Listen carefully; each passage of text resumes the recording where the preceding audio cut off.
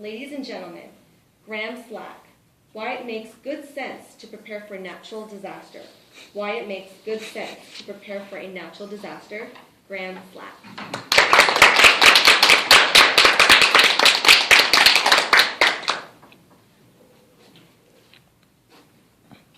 This past summer, Calgary, Alberta experienced a devastating flood that destroyed over 10,000 homes.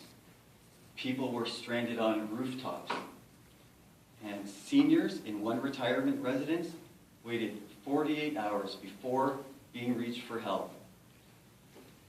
Of a lesser scale, Toronto experienced a flash flood that saw boats brought in to evacuate 1,400 people from a commuter GO train.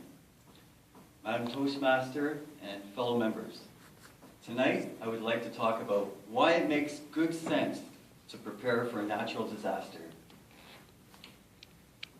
Most of the people I have spoken with have a vague idea of what they would do if a disaster hits them.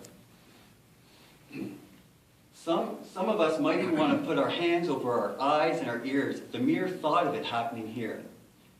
Well, here comes Mr. Killjoy. A recent document from Public Safety Canada in August revealed that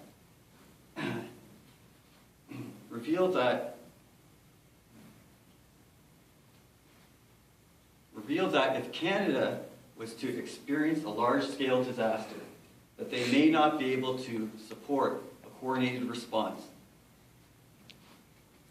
The costs of disasters in Canada in recent years, especially since Calgary, has risen dramatically, and the government is now looking to initiate a national resilience strategy aimed at lessening their impact.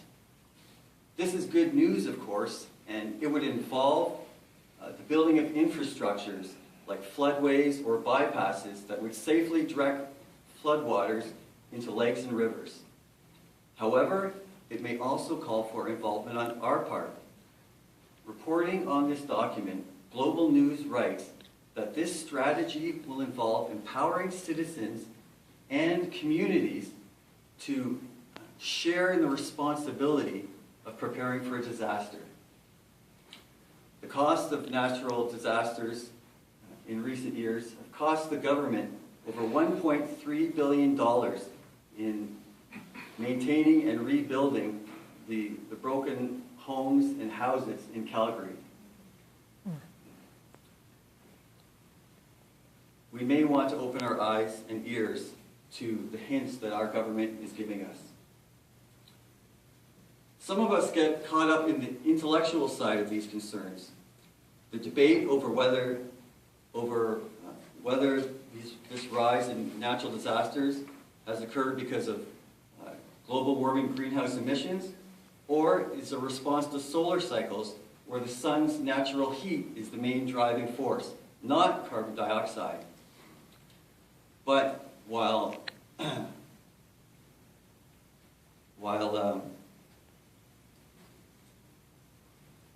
news channels are recapping a flood, typhoon, or earthquake on almost a weekly basis now. In just this month alone, there was a flood and locust in Madagascar, a 7.2 magnitude earthquake in the Philippines, a typhoon in Japan, a typhoon in China, and Cyclone Feline in India.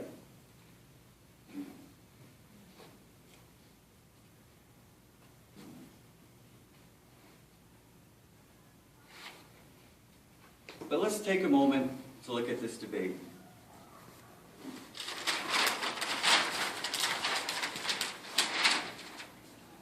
It's a global warmist, all right. Unfortunately, the problem will likely continue for a while. Oil, as we all know, is big business.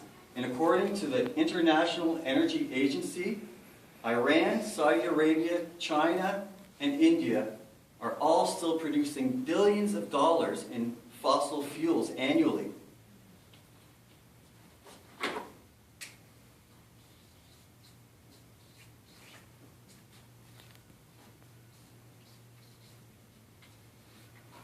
If the solar cyclists are right, the news is a little better.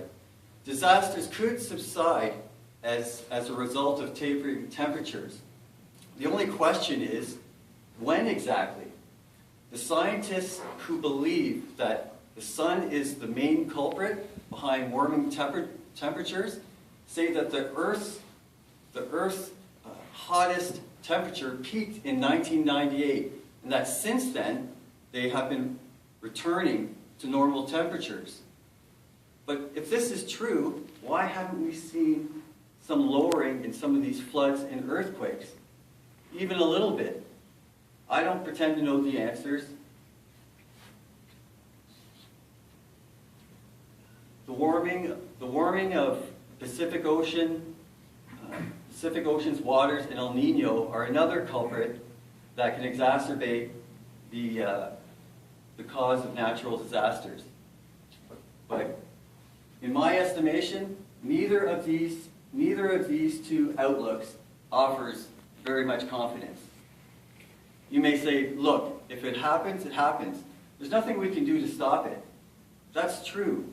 But do you really think that your bad can't be worse or more positively be improved? Some of the people in Calgary who owned portable stoves fended better for themselves than those who were without such equipment. And they were able to help those people. Others made use of water purification tablets. But it's not just about making the right purchases. There are the relational considerations. Who could I turn to in such a dire circumstance? Who do I want to protect? Or the spiritual ones. What is the meaning of all this anyway? In conclusion, a wise man once said, there is a season under the heavens for everything. A time to be born and a time to die. A time to weep and a time to laugh. A time to embrace. I'm a Toastmaster.